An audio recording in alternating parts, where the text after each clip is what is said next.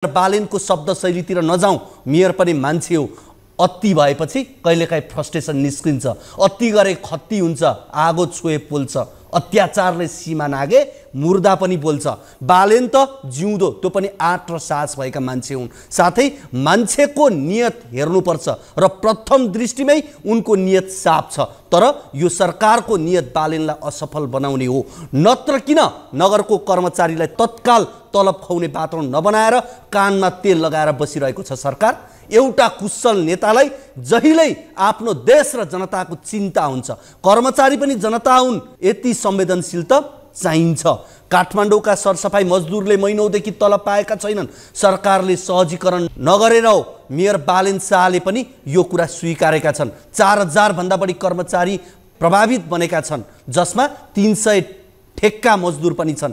एक हप्ताभित्र तलब नपाए काम रोक्ने धम्की छ, तर सरकारको तत्काल जवाफ आएको छैन। अब बालेनले के गरून् के भनुन्? सरकारको नियत बसको असहयोगले सृजित समस्याप्रतिको आक्रोश हो मेयर बालेनको। राजनीतिमा यतिसम्म कोही गिर्छ भने यतिको भाषा शैली त पक्कै पच्छ। ओली सरकारको निकम्बापनको पराकाष्ठ हो। अब जनआक्रोशको भिडले कता हुत्याउने हो थाहा छैन।